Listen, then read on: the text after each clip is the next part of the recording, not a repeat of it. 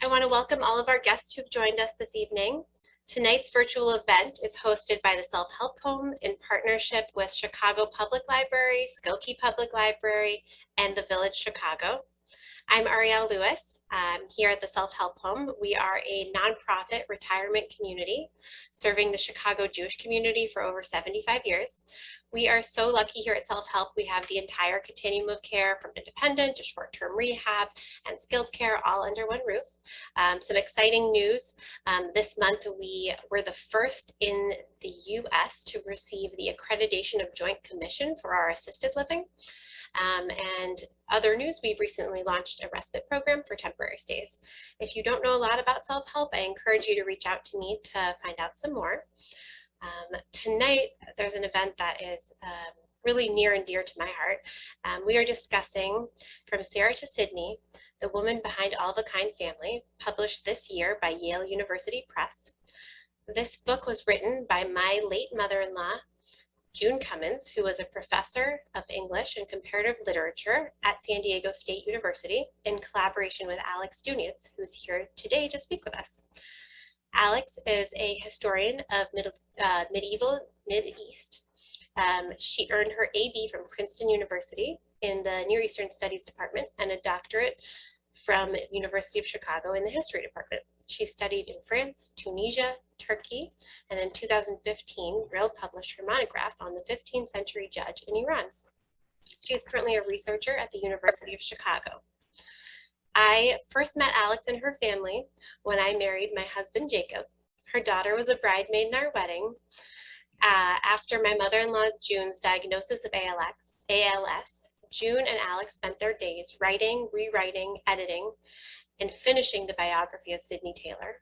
I will never forget the image of June using her eye scanner to communicate with such passion for her work, which I know would not have been completed without Alex by her side. Alex's academic merits are clear, and you'll see that tonight, but personally, she has been kind and a giving presence in our lives for so many years. The All of a Kind family books are near and dear to many of our hearts. With the publishing of this biography, the next generation of readers, young and old, have rediscovered these books. And in anticipation of tonight's event, the Self-Help Home residents have once again picked up these books and been transported to the streets of the Lower East Side to a world of buying pickles from street vendors. We are excited for tonight's event, and thank you, Alex, for being with us. I will turn things over to you now. Thank you so much, Arielle. I feel like I'm with family here this evening talking to everyone, and it's just a wonderful opportunity for me to speak. So I'm going to share my screen now with everyone. Bear with me. Okay, so can everyone see my screen now? That looks good? Okay. Looks great, Alex. Super. So, excuse me. So thank you very much for giving me the opportunity this evening to speak about such a special project. As the program was coming together, it occurred to me how completely fitting it is that it is being sponsored by 4 institutions that Taylor would have understood and supported. First, the Chicago and Skokie Public Libraries, libraries being essential to Sydney Taylor's childhood and to her success as an author of children's books. And as an aside, the Skokie Public Library is one of my favorite places and has been ever since I moved to Skokie over 20 years ago. Second, the Village Chicago, which is all about navigating life after 50.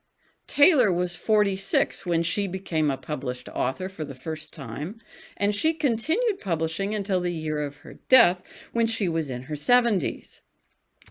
And finally, the Self-Help Home, which was founded and continues to provide older adults with the highest quality of care in a culturally rich Jewish environment.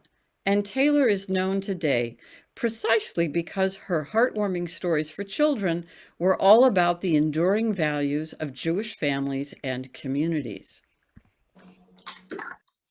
When my dear friend, the late Professor June Cummins, taught a course at San Diego State in the late 1990s on Jewish children's literature, she was surprised to find so little information about Sydney Taylor, author of the beloved All of a Kind series, 5 books that relate the adventures of a Jewish family on the Lower East Side of New York in the early decades of the 20th century. The more she discovered about Taylor, the more she felt the story of this remarkable woman needed to be told. And now her efforts have appeared, as Ariel said, in From Sarah to Sydney, The Woman Behind All of a Kind Family, published just last June by Yale University Press. What I would like to talk about today is how the biography came together, how June transformed the massive amounts of information she gathered about Taylor into a compelling story. I will address 2 main questions. First, what did June discover in her research over 2 decades? Of course, I would like you all to read the book, so I will not go into every detail of Taylor's life, but I would like to step back and reflect on why Taylor's story is worth telling. What drove June to devote so much of her time and intellect to this book? My second question is, how did June go about it? How does a scholar find out enough about another person in order to tell a convincing story? As a scholar of the medieval Islamic world, I was sometimes bowled over by all the personal information that June unearthed, that sort of documentation being almost non-existent for the times and places I normally study. Because I was not used to this type of research, I found it disconcerting how invasive it seemed to look so deeply into a person's private life. But the connections between the personal information we uncovered and Taylor's books for young people made the project into a literary detective story that drew me in. While discussing June's work as a scholar, I will say a little bit about my involvement in the project. As Ariel said, June was diagnosed with ALS in 2015, and she passed away in the February of 2018. While deeply saddening, that also shaped how June's initial curiosity resulted in a fine piece of scholarship, and I would like to share with you the nuts and bolts of our collaboration. So first, why was Taylor's story worth telling? She is known today primarily because of the classic All of a Kind series.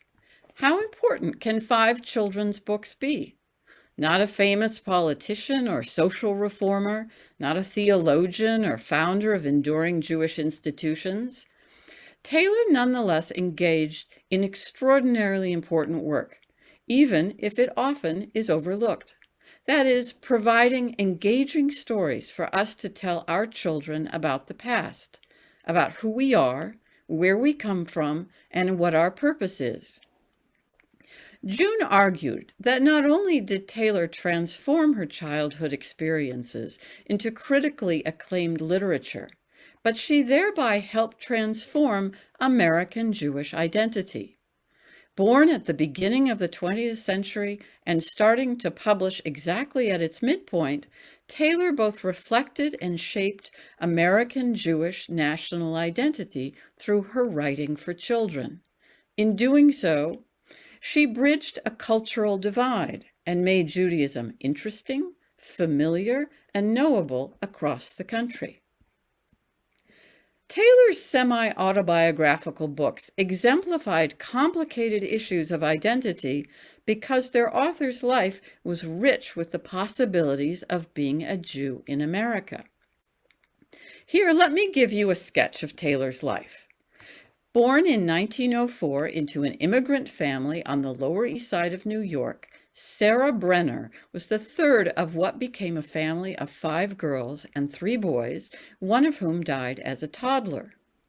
The girls are familiar to Taylor's readers, for the eponymous family of the series includes 5 sisters, each 2 years apart, dressed alike by their fastidious mother and looking all the same, all of a kind.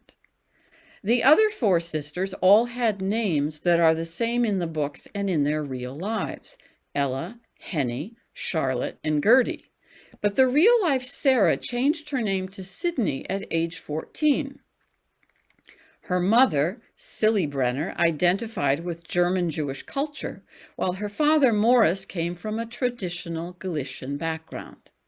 Taylor attended public schools in Manhattan and the Bronx through the 10th grade, worked as a secretary after leaving school, belonged to the Young People's Socialist League for a time, married a pharmaceutical student who, with his brother, eventually developed the company Caswell Massey into a multi-million-dollar business, acted with Lee Strasberg and danced with Martha Graham, had a daughter, Jo, a woman to whom June and I owe much gratitude for the success of our project.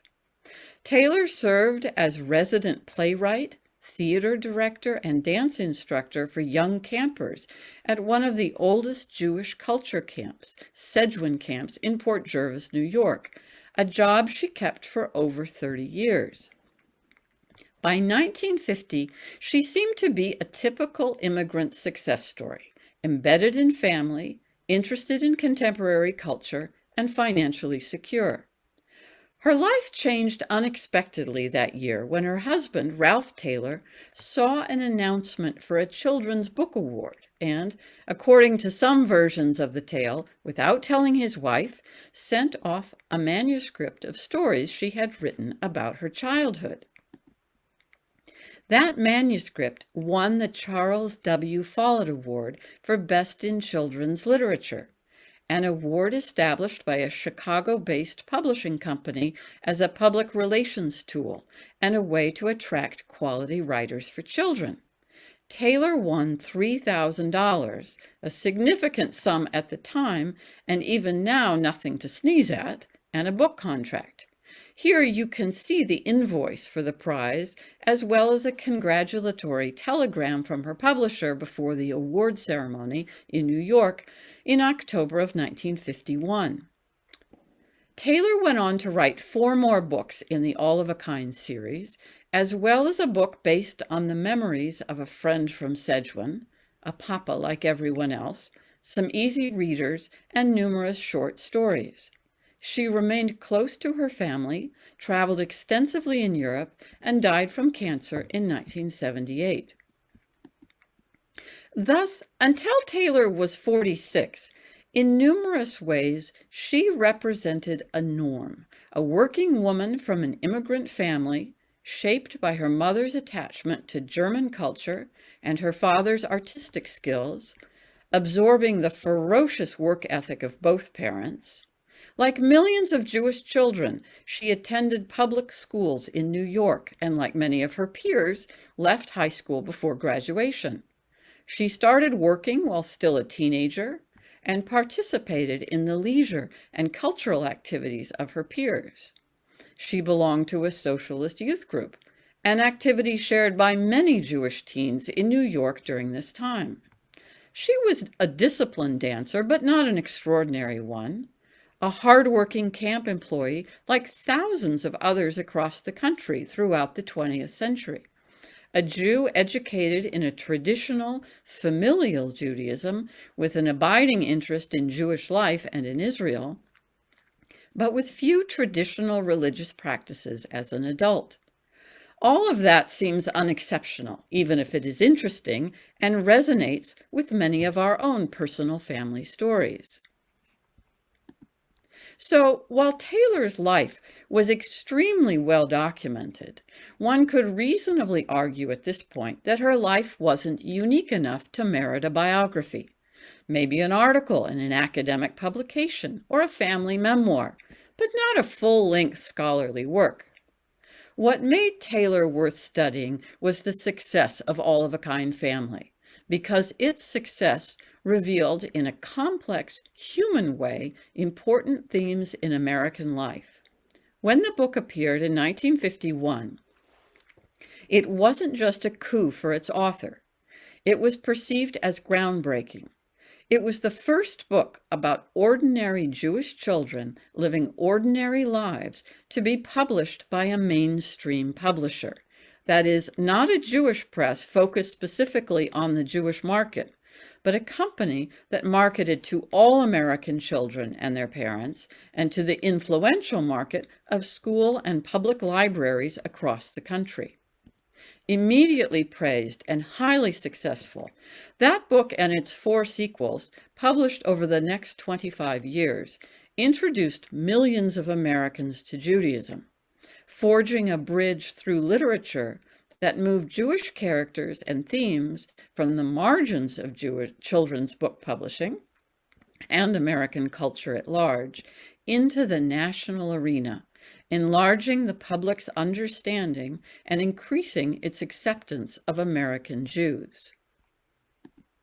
To give you some perspective on how important the All of a Kind series was, let's think for a moment about mid-century Jewish children's literature.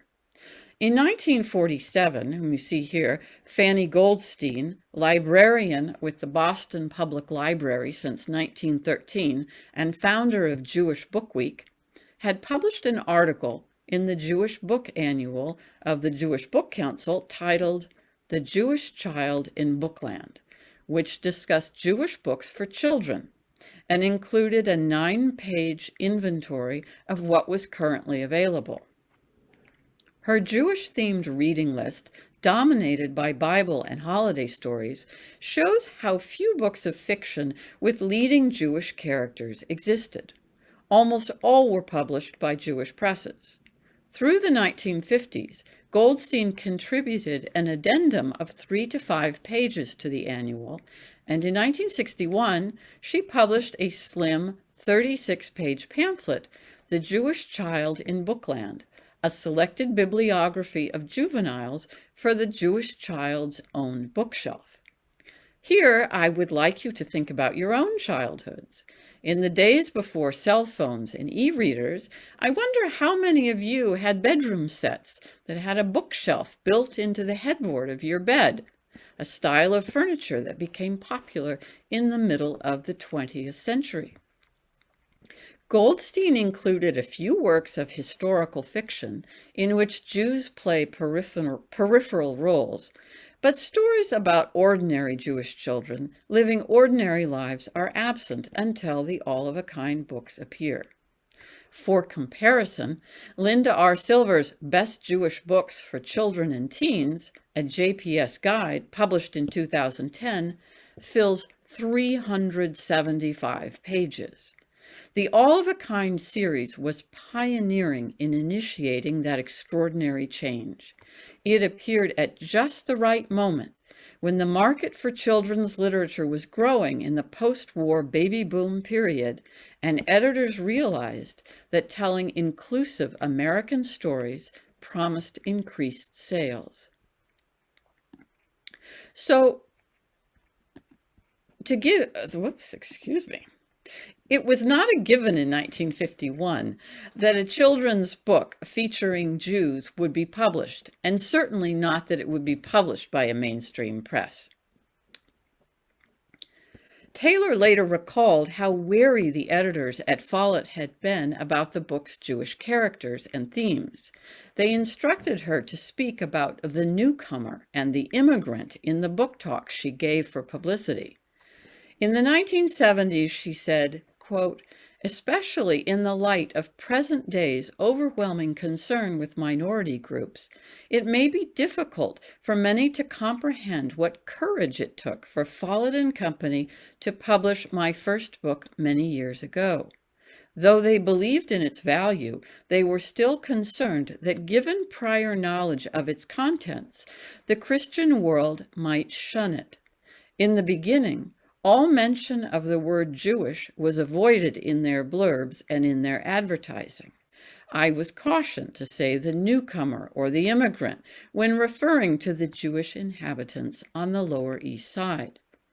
She recalled how she was guided to speak about the origins of her book in ways that avoided her and her daughter's interest in stories about Jewish children, focusing instead on her daughter's enthusiasm as an only child in hearing about her mother's big, rambunctious family. Taylor went on to say that she could not understand why, quote, "everyone was running so scared. After all, children are children first, and being Jewish, Black, or Puerto Rican should be secondary. The world moves along in many diverse routes, But children are endowed with the same capacities for happiness and sorrow, the same fears, or whatever. But to return to my first question, do those slim, all-of-a-kind books make Taylor's story worth telling? June convinced me, and I hope her book will convince you, that the answer is yes. Through the lens of their impact on Jewish identity, Taylor's life took on deeper significance. For example, looking at something as seemingly small as Taylor's conscious choice to change her name at a young age, we see that it was emblematic of several intertwined issues, among them Jewish identity and artistic identity. Much later in her life, Taylor claimed that she changed her name when she joined an acting troupe in her early 20s. But her diaries reveal that she changed it significantly earlier. Letters she received as a teenager show that her friends and relatives tried hard to address her as Sydney, or Sid with an I, or Sid with a Y. But sometimes, not surprisingly, slipped and referred to her as Sarah. This confusion of names and the identities attached to them persisted throughout Taylor's life. The editor at Follett had to ask the as yet unknown author whether they were a he or a she, and even long after the author's death, children continued to send fan letters to Mr. Taylor. Taylor's decision to change her name emerged from her idealistic plans to make a mark on society. She was determined to be different, a self-made American woman.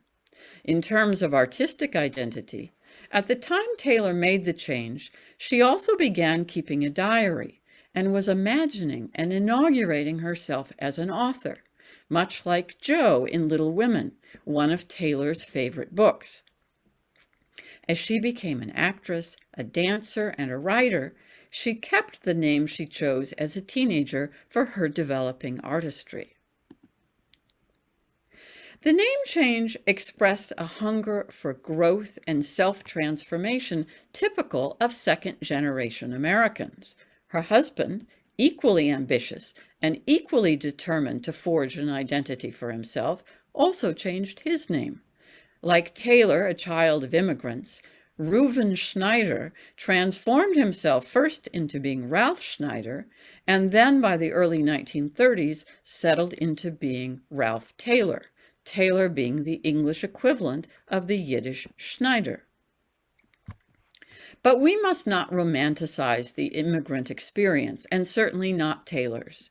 The discrepancy between Taylor's childhood and how she presents it in her books was a compelling reason to pursue this biography. What people remember about Taylor's books is the warmth of the all-of-a-kind family, where children have adventures that most children can relate to. A lost library book, sharing crackers in bed, making a game out of chores, a disastrous attempt to cut a toddler's hair, something my older daughter did to one of her brothers to make him handsome, she claimed. Learning to tell time, the excitement of a wedding or fireworks on the 4th of July.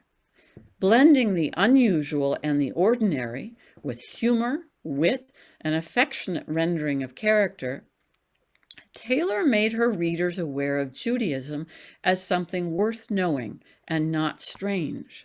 Adult readers, both Jewish and non-Jewish, who remember reading Taylor's books, always exclaim with passion that they loved them and frequently say they enjoyed learning about Jewish customs from them.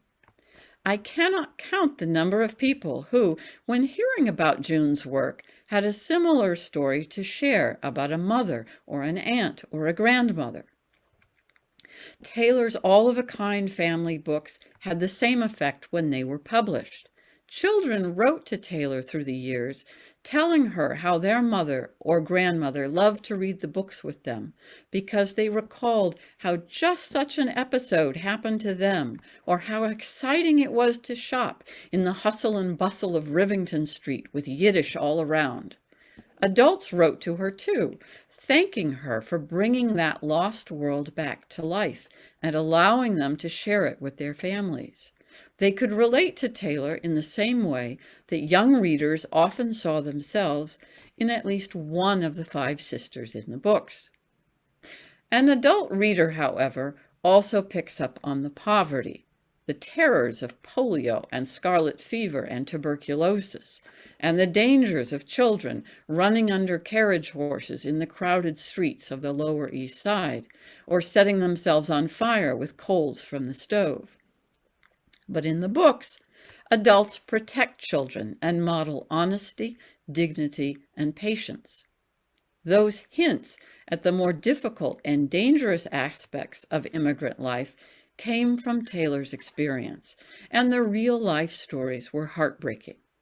From Silly Brenner's, that is, Mama's unhappiness at immigrating to the United States in 1900, her increasing despair as one pregnancy followed another, leading to attempts at abortion and suicide, the death of a toddler son, her loathing of the dirt and disorder of her apartment building, to Morris Brenner's grueling work in the rag trade and several failed business ventures. The stresses on the family were overwhelming at times. Then there were complications specific to the family. Tanta's incestuous relationship with her brother, her unhappy marriage, and mentally handicapped son being among the more arresting. Again, when these stories have come up in conversation, I have been amazed at the memories they have triggered. A husband's cousin in a scandalous relationship, the rumors about a neighbor, an uncle who died in what was then called the Spanish flu. The fact that Taylor's books contain dark episodes at all was not a given. Readers would have noticed that in 1972, when the 4th book in the series came out, All of a Kind Family Downtown, that it took place in 1913, 5 years before the events in the previously published book, All of a Kind Family Uptown, published in 1958. Written immediately after All of a Kind Family, Downtown had been rejected in 1952 by Taylor's editor at Follett, Esther Meeks, in large part because it dealt with dark themes: poverty, orphans, and death. Times had changed by 1972, however, and what was considered acceptable reading for children had changed with them. The script from Taylor's book talk about All of a Kind Family Downtown laid out her views about the darkness of the past. To the immigrants settling in this great land, the New World represented a great adventure and the utmost in promise for the future. This despite the grinding poverty, the prevalence of disease and overcrowding, the harsh conditions in the sweatshops, the exploitation of child labor. Yet for the child himself, reared in such an environment, it was merely the way of life accepted as a matter of course. All around him shared similar circumstances, so there was really no basis for comparison. Even an occasional frightening occurrence in the neighborhood left him scarcely touched.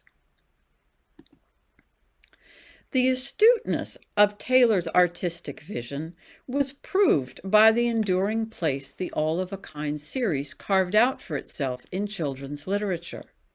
All of a Kind Family is still in print, and all the books in the series have been reprinted by different presses within the past 15 years, those reprinted by Lizzie Skernick with forewords by June.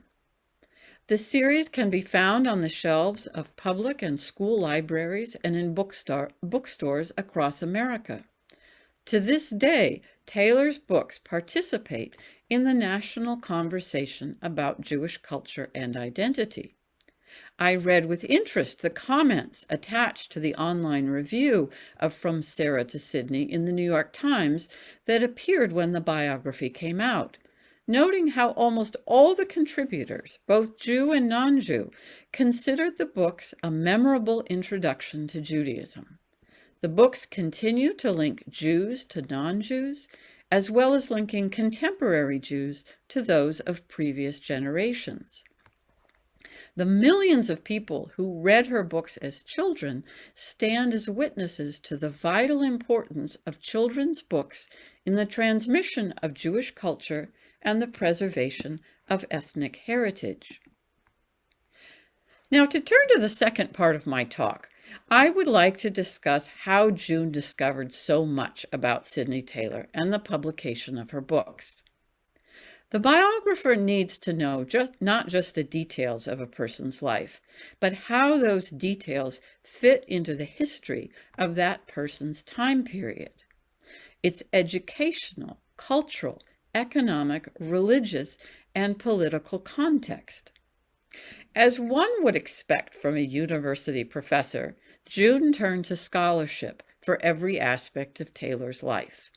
The wave of immigration through New York from 1880 to 1920, tension between German and East European Jews, tenement life, both with its suffering and dynamic optimism, the growth of an American educational system, the importance of the relatively new phenomenon of the public library, heavily influenced by Andrew Carnegie, anti-German feeling during World War I and its effect on libraries, the new woman, that emblematic figure who went with like-minded women to work in massive numbers, had earnings to spend and a new sexual freedom, Jewish socialist movements, the role of women in modern dance, and especially of Jewish women, dance magazines, experimental theater in New York, progressive schools such as the Bank Street School and the Little Red Schoolhouse, the spread of American camping and its importance to Jews,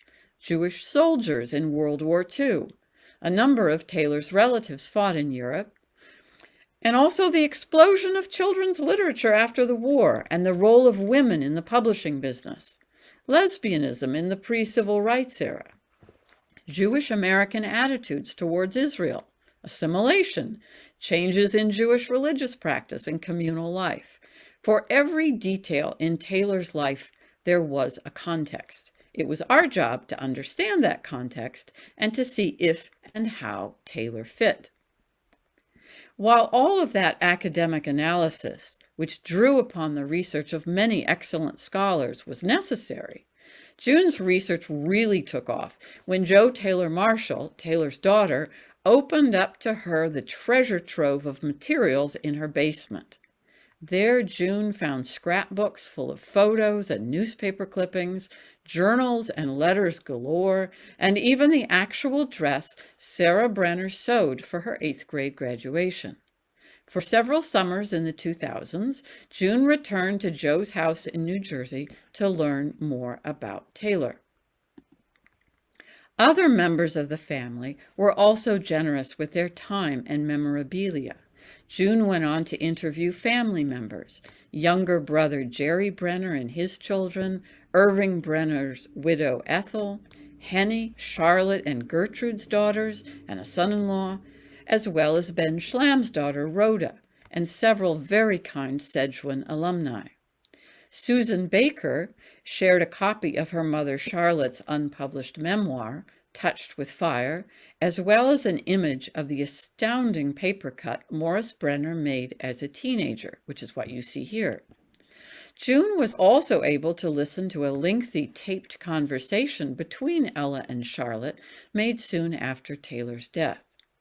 June and I went over the various tape interviews again and again as we fit new pieces of information into the puzzle of Taylor's life. Another tremendous resource was the Kerlin Collection at the University of Minnesota, one of the world's great children's literature archives. Established in the 1940s, it contains more than 100,000 children's books, as well as original manuscripts, artwork, galleys, and other materials for almost 2,000 authors and illustrators. In 1971, responding to a request from the collection, Follett donated the manuscript for All of a Kind Family. As June knew, and I discovered, Taylor eventually donated much, much more. June had gone to Minneapolis in the early 2000s to do research on a specific aspect of the editing of the first all-of-a-kind book, namely how Taylor and her editor wrangled over the degree of assimilation the family should demonstrate, which resulted in the inclusion of the chapter on the 4th of July celebrations. As our work progressed, it became clear to me that a return visit was necessary. June had mentioned that there was a lot of material she had not been able to examine because of time constraints. I will never forget my dismay that July morning in 2017 when I saw the library cart with some 18 stuffed document boxes waiting for me in the special collections room. Taylor had donated book manuscripts, fan mail, personal and business letters, financial records, old passports. It was overwhelming, and I was tempted to put my head on the table and cry. I had allotted 2.5 days for research, choosing those days when the collection was open until 7 rather than its regular 5 o'clock closing time on other days. Fortunately, unlike when June first visited and had to pay for each copy of pages she thought was particularly relevant, I had the advantage of that wonderful invention, the cell phone camera. As soon as I realized that I would never be able to read all those papers in great detail, I sat at that table for 11 hours straight, day after day, not even taking a break for lunch, turning pages like mad and taking photos of anything that might be remotely interesting to June. I just tapped and tapped and tapped and turned page after page. When I returned to Skokie, I went through the photos, arranging them by date and taking brief notes of the contents. Then June and I had the fun of reading through those letters, piecing together Taylor's life at Sedgwin, her mother's last years, Taylor's interactions with family members, publishers, librarians, and rabbis, and much else. One question I have been asked is how June and I work together, and this is a good point to talk about that. Before 2015, June worked as a professor at San Diego State University. She spent 2 decades commuting between Chicago and San Diego, a story in and of itself, carrying a full teaching and advising load, pursuing her research, and participating in conferences, often in a leadership role, and raising a family. Her interest in the commercialization of children's literature led her to write thought-provoking articles on subjects ranging from Harry Potter to Disney's Beauty and the Beast. And she was a popular speaker at conferences and libraries. She and I met in 1992 and immediately became friends. 2 of June's boys were classmates with 2 of my children, and our families frequently carpooled and celebrated together, from family simchas to Thanksgiving and Passover. Before she got sick, June had done a great deal of research and had written a rough draft for several chapters of the biography. Once her disease progressed so that she could no longer commute between her family and in Chicago to her teaching job at San Diego State, she devoted herself to the book. June gradually lost motor skills and could no longer type or speak after several months. Her husband set up for her an eye tracking device with which she could speak and give dictation. It looks very much like an iPad and is calibrated to the user. June would look at successive letters on the electronic keyboard on a stand in front of her wheelchair, and the device recorded what she saw and could speak that recording. Now, don't for a minute think that this was easy. It's not the simple equivalent of typing with your eyes. When I accompanied June and her caregiver to the polls for the presidential election in 2016, I messed around with the device while June was being set up to vote, and my admiration for her, already great, increased exponentially. Granted, it was not calibrated for my eyes, but stay on a letter too long, and you end up with a line of Q's or Z's. The struggle to focus on just the right letter for just the right length of time was an exercise in frustration, and the effort to delete the inevitable gibberish exhausting. And June did that day after day with graceful persistence. What the iDevice could not do was allow June to write a lengthy document and include footnotes. So most afternoons, I walked over to June's house, which was a block from mine, in order to help with the project. At first, I was primarily a typist. What June wrote on the iGaze, I typed into a computer document. The next day, I would read back to her what she had written, she would edit the material, and then we would move on. Sometimes she wrote a paragraph, sometimes two. I would often run upstairs to her office to retrieve a file or check a book she used as a source. In the early stages, I could hold the book or letter in front of her so that she could read it, but as time went on and her vision suffered, I read them to her. As you can imagine, two friends poring over fascinating material are going to bounce ideas off each other and try to answer questions together. With my background in history and June's in literature, the project benefited tremendously. She made connections to the all-of-a-kind books that I never would have come up with, while I was able to expand on the historical context. When people hear that I am a historian of medieval Islam, they often stop short. How can you possibly be qualified to work in 20th century American literary and Jewish history? What a gamble for Yale University Press. Thankfully, everyone there was completely supportive of what must have seemed like a quirky project.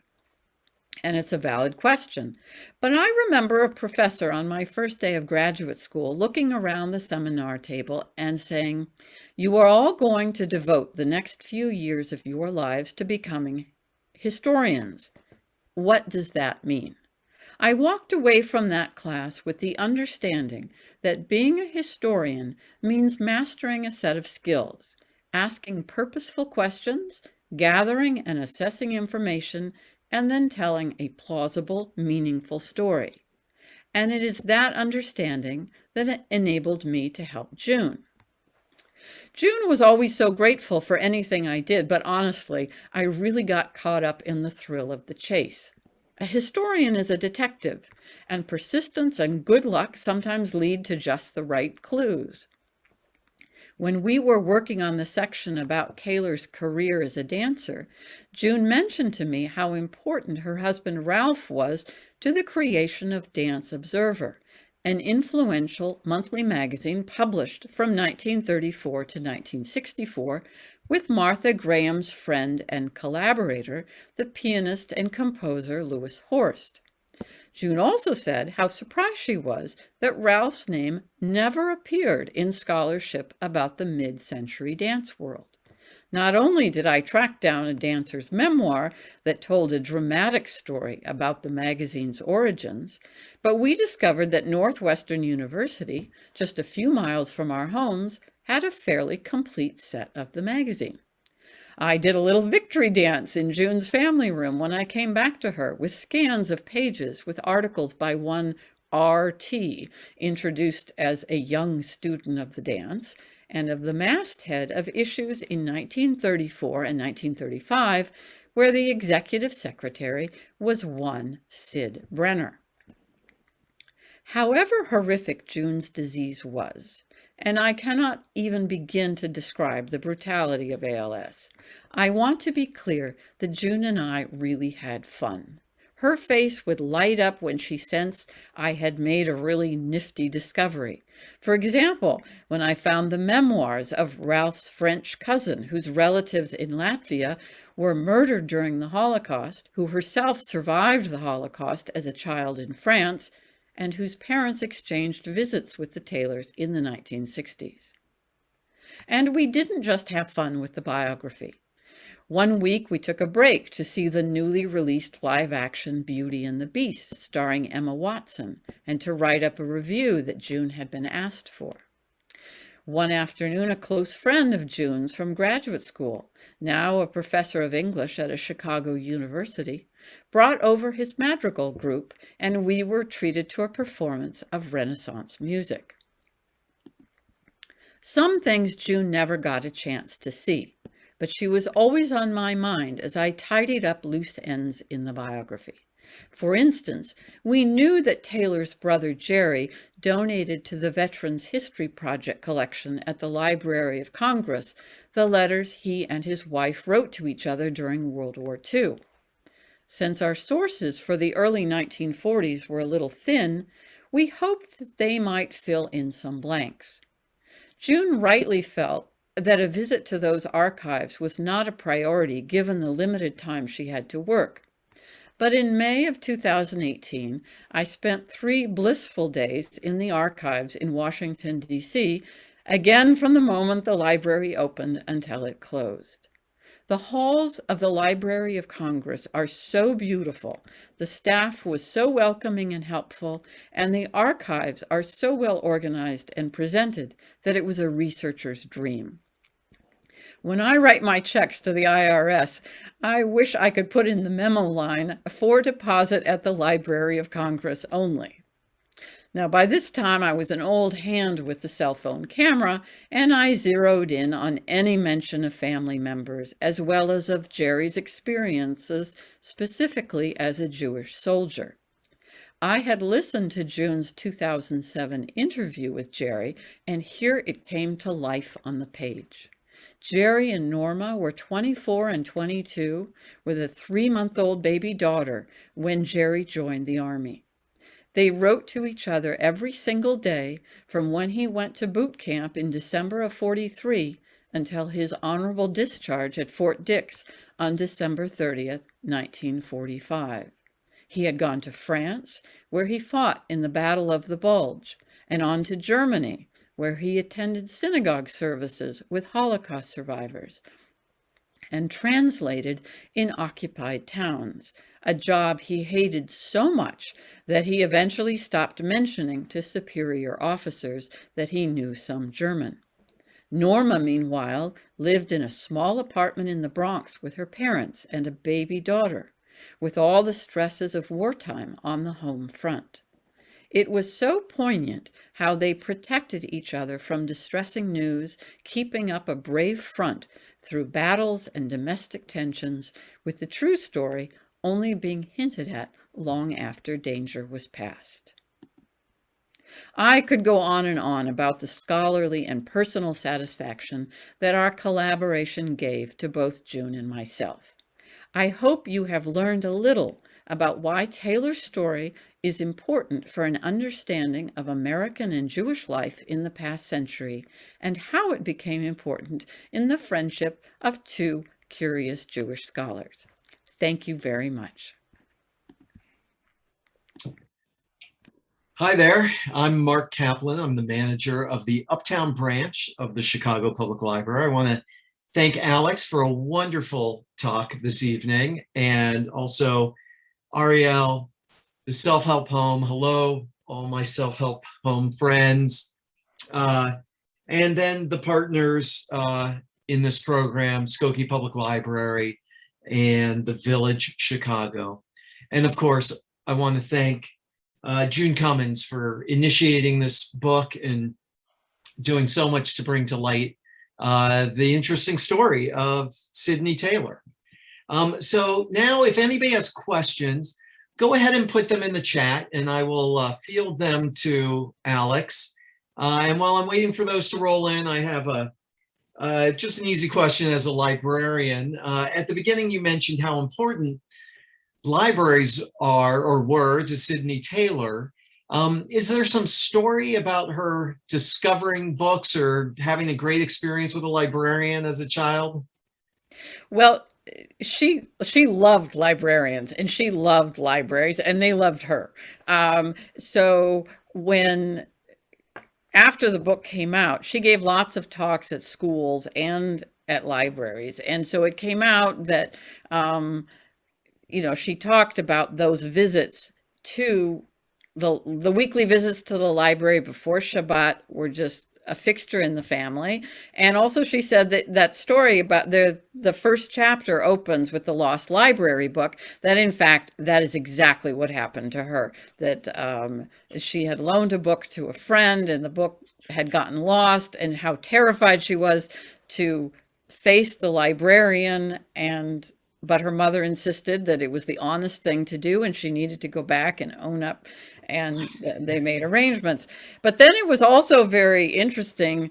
So when the book came out, there in the library system, there was a real shift going on in children's literature, and there were some old school librarians who really emphasized fairy tales and stories that had really nice endings, even if there was, I think of like The Little Princess and things like that. There's a fantasy element to that, even though the little girl has a lot of struggles. She is in fact a princess and has a very happy ending. But there were other people writing for children at the time who said, no, we need to talk about here and now, what children really experience. An American child does not live in England, does not live in London, is not Lord this or Lady that. And we need stories about growing up on the streets of the United States. And I think one of the things so there was Anne Carroll Moore, who was really the queen of the New York public library system. Even though she had retired, she was still a very powerful woman in children's literature. And she said, we have correspondence between Taylor and Anne Carroll Moore. And it was clear that what the librarians liked about the All of a Kind family is, yes, it was an American story. And so it was something that American children could relate to, but it's very pleasant and very charming and heartwarming, and things work out for everybody. So, Sydney Taylor hit the jackpot there. She went right down the middle. It was real, and yet there was an element of charm to it that was appealing to everyone. Oh, wow, great, thank you. So I said put a question in the chat if you like, but if you'd also like to ask a question directly or share a memory of the All of a Kind family books, please just raise your hand at the bottom. You can see the reactions at the bottom right if you move your mouse down there, and you can use the raise your hand icon, which isn't there. Okay. Well, maybe if people just can yeah, unmute themselves, we'll figure it out. I'd be very curious, because I'm assuming this is primarily a Chicago audience, and the All of a Kind families are very much New York books. yes. But I would be very curious, especially if there's anyone in the audience who remembers reading these books as a child here in Chicago, and whether they related to them or not. I'm actually very curious in your responses. Yes. So it was extremely important to me growing up. I loved it. And one of the things I remember about reading those books is that I grew up in a non-Jewish neighborhood. And I remember reading those books and feeling, oh my God, people are going to learn about being Jewish, because we kept being Jewish very low key. And, it was just after the war in the 50s. And so it was still something that you had to be careful about, especially living in a neighborhood that did not really accept Jews, which is why we were the Jews who lived there. But, one thing I am very curious about is, so my daughter, who is now 21, was in a private Jewish school, and I was desperate for her to read those books. And I don't think they were ever presented as, they were probably in the library, but was not presented as something you should read, you should know, because the stories were so engaging. And I wonder, how are you going to compete with Harry Potter or Twilight or the Hunger Games? I don't know, whatever it is, that is so popular, that, to bring back these old stories that were so, not even just charming, but so engrossing and so relatable, so accessible. I don't know. But, it seems to me that children come upon books in a kind of adventurous way.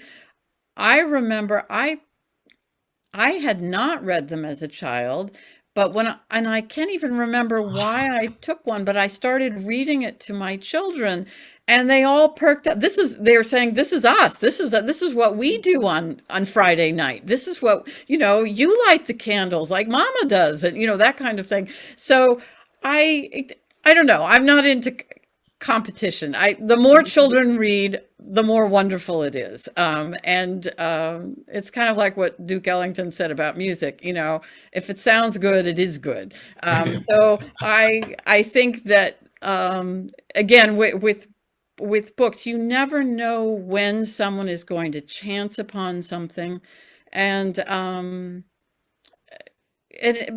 but I think that, parents and grandparents have a huge role in this, in introducing them. Martha, you had something to say. Yeah. Oh, my sister tried to register last night, but she was too late. I wanted to know, is a tape of this going to be available to anyone, even someone who wasn't here in the audience tonight? Ariella? Yes, we can make the tape available. How will we get to it? Sarah Levy? It's interesting. I'm a Chicagoan and I must have read the books when they first came out. And to me, and I lived in a partially Jewish but not completely Jewish neighborhood. The Lower East Side part was interesting, but the thing that was so compelling was to read a story about Jewish girls. And that kept me through the whole series. And I read them to my son, and I'm hoping to read them to my grandson, because they were just such vivid images of family life and small but important internal conflicts, and then the relationship to the outside world. And even though it was the Lower East Side, I remember my father talking about growing up on the West Side, and sort of that same kind of intimacy of a tight Jewish community. So they are still compelling books in my life. Definitely. I read them to my kids when they were little. I like Elizabeth said, I don't know how I discovered them, but I work in the library, so that gives me a leg up. But they were not books that I heard about as a kid. So, I mean, it's wonderful that they're still in print and available to current generations. Vivian, did you have your hand up? Or iPad? If you'll unmute, I don't see your name, but your iPad. That's Esther. Okay. Esther. Oh, is that? Okay. So Esther, hello. I was brought up in New York, and that book really captured my growing up and my childhood, especially after school when they go outside and they can buy some habas or some chickpeas. Yes. And they can buy a hot sweet potato. All the things that she described, I experienced. Okay, so now I have great-grandchildren, and one of them had a birthday last week. I sent the book to her, but Amazon sent the downtown book first, but we'll get it from the library. And I want them all to read it. That's going to be the birthday present for all the grandchildren, great-grandchildren. Yeah, that's great to hear. Because, it's interesting to me that when Sydney Taylor wrote the books, part of her reason is she felt that the world of her childhood had disappeared and she wanted her daughter to know about it. But I mean, I've walked the streets I saw where her apartment was and where her daughter grew up. It's not that long a walk over to where Sydney Taylor was a child. And yet Taylor said, even when they went, it's just the feel of the streets already by the late 40s was so different. And it just wasn't the world that she had grown up in. So she wanted to capture it in the books. And I'm thinking that we are even that much farther removed from that world. And yet, because of the books, it becomes very vivid to us about what that must have been like. Children playing in the street with one daughter having an eye on the baby carriage with the baby in it while everybody is playing. And it's just, it was already a vanished world in 1950. I worked in a school right in that neighborhood on Rivington Street. Oh, yeah? By the time when I was working, it was all Hispanic. Yeah, right. It was that immigrant neighborhood. The matzo factory was still there. Yeah. And Chicago has neighborhoods like that the successive waves of immigrants take over whatever that neighborhood is, and then people move on. Yeah. Carla, I don't know if everybody can see the chat, but I'll read this for Carla unless she wants to jump on. But she says that she worked at San Francisco's Chinatown branch for 20 years and introduced the books to several children there. They love the Five Sisters, and I think maybe they love that these children too were the children of immigrants. Exactly. And that I hear that more and more, that nowadays the books, these appeal not only to Jewish children, but they appeal to the children of immigrants because they can relate to those experiences, the idea of the mother perhaps speaking with an accent, or the being aware that their own customs are different and yet also feeling very American. Yeah. Anyone else want to just jump in and share a memory? I see Joan's got the cover of the book. Yes. Looks like the original. Yeah, I read this as a child, and I enjoyed the fact that it was a Jewish family. I think that's what I identified with, because in those days I didn't see any other books that were about Jews and Jewish children. So that appealed to me, and I read it to my children, and I'm hoping to read it to my grandson when he's a little bit older. And I got most of them out of the library, but this one, for some reason, I still have, so still in good shape too. Yeah. I loved it. And I think another thing that's really very appealing about the books is that they're not preachy. I made a list of all the different, say, Jewish customs or holidays or even Bible stories that are in there. And Taylor deals with things that may seem a little more obscure, like a Pidyon Haben and some of the holidays, with customs that wouldn't be familiar to people.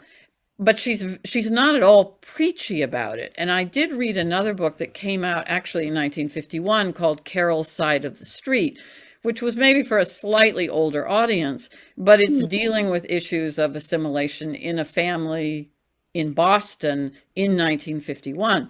And it really can be a little tedious in a sense, because they go into sort of lectures about how important it is to both have your Jewish and American identity. And I think Taylor succeeded in making it integral to the stories. And the stories are just great stories. They're fun without being preachy. Andrea Leftwich writes in the chat that she grew up in a very Jewish neighborhood in the 50s and 60s in Skokie. And while she didn't need Taylor's books to teach her about Jewish life in general, they did allow her mother, a current self-help resident, to tell her a lot about the vanished life that her parents had lived, which I think is a great connection to these books from, that very Jewish theme of Lador Vador. Those are some of my favorite letters, are when a mother or a grandmother writes to Taylor saying, "Thank you for this book. It gave me an opportunity to talk about my life by reading these stories." And then it led to, it's just brought me much closer to my grandchild or whatever. And it's very touching. I have a quick question. Okay. You mentioned that the Downtown book was published later after having been written early. Right. And I think the final book in the series is sometime in the late 70s. Yes. So if you subtract Downtown, because you didn't really write it in between the third book and the fifth book, Right. there's 20 years about between books. Actually, Does it talk about why she came Ella back? was written early. At least it was some draft of it was already written by the early Okay. 60s. And it's very interesting, the correspondence with the editor, because, okay, All of a Kind Family was very successful. More All of a Kind Family was also. But as more books came out, the editor was saying, and she wasn't using this modern language, but she was basically saying, we have to protect your brand. And that, this one's, it's just not going to work. Maybe and I don't even think we could salvage it. And so Ella comes out in 78, even though it's certainly the germ of it was by the early 60s. But the problem with that one was, for those of you who are not familiar with the story, so it is about the older sister Ella, who was very close to Sidney and who was an extraordinarily gifted musician. She was a singer, played instruments, a very creative woman. And she was trying to decide when she was in her late teens whether she was going to pursue a career on the stage or whether she was going to get married. And that is the overarching storyline of Ella of All of a Kind Family. And we have notes in the manuscript where editors were saying, we're not sure that young women today, meaning mid to late 60s and into the 70s, they're not going to like this, and we don't see how we can sell this book, because in the end, Ella, she does decide to marry, and a sort of compromise is worked out where she'll still be pursuing her music, but not in this quite the same way. And it's interesting because Sidney Taylor, in writing letters, one of her dear friends was a librarian in Los Angeles, Nettie Frischman, and Nettie wrote back to her and said, "Oh, I so sympathize with you. You and I know that was a real choice. And young women today, they don't understand the context. They think that, you can have it all. But in 1919, 1920, if you got married, it was the end of your working life for many women." So it's these two older women saying, we know how it was, but it was a hard sell to get that to the publisher.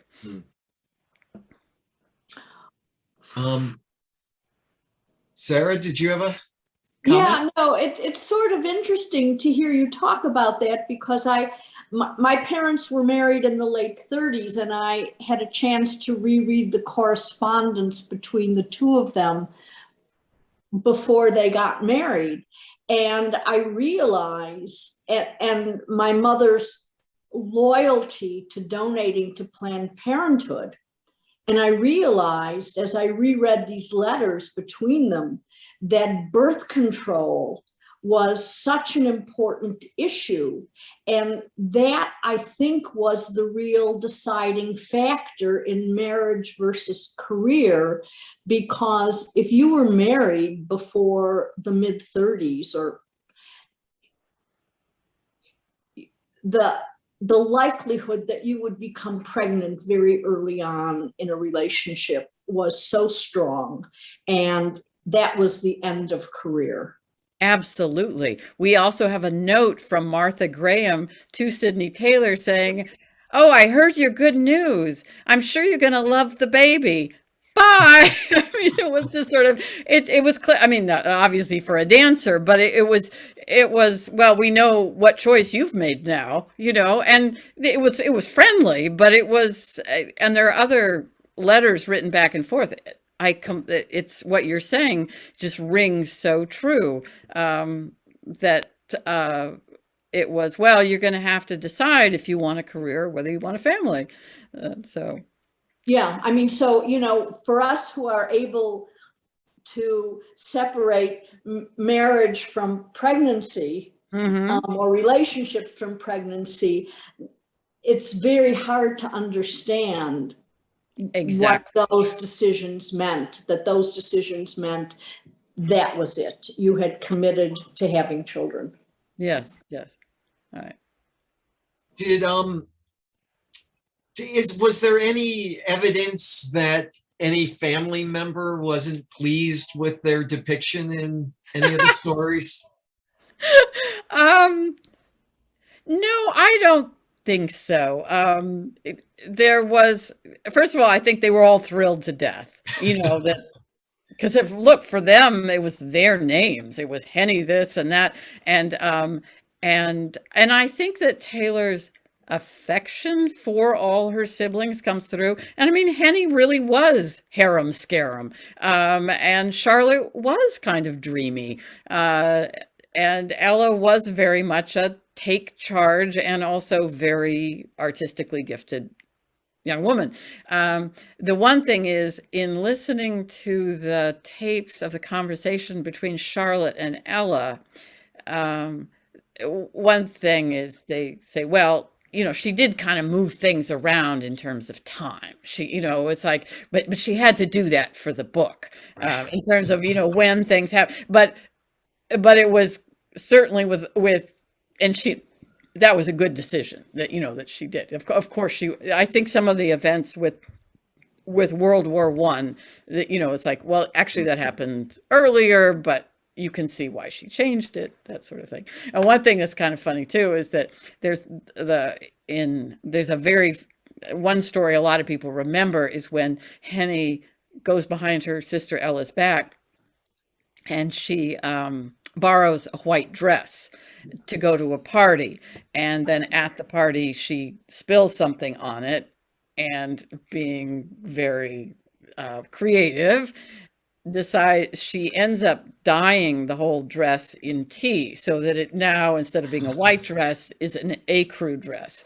And, you know, everyone talks about how, you know, and Ella was like, oh, wow, I didn't remember it was being this color. I guess it's okay. But Mama figures out, and so they have a little talk. But apparently at Sedgwin, where all the sisters worked at some point, and frequently together. So they would sit at the table in the dining hall, and other campers remember them as still fighting over who did what with that dress, and whether Ella knew or didn't know, or, you know, I mean, so those were, I think it was a family that just really enjoyed talking to each other and going over these stories, and telling different versions of them. Yeah. Ariel, do we have time for another question, or where are we? I think we are ready to wrap up. We can do Okay. maybe one more question if somebody has a dying one they need to get out. All right. To be mindful of everyone, and especially Alex's time, I want to say thank you so much to all of our participants. Thank you so much to Alex for this wonderful, wonderful evening. And a special thank you to Chicago Public Library, Skokie Public Library, and the Village Chicago for sponsoring with us. And thank you all. It's been delightful.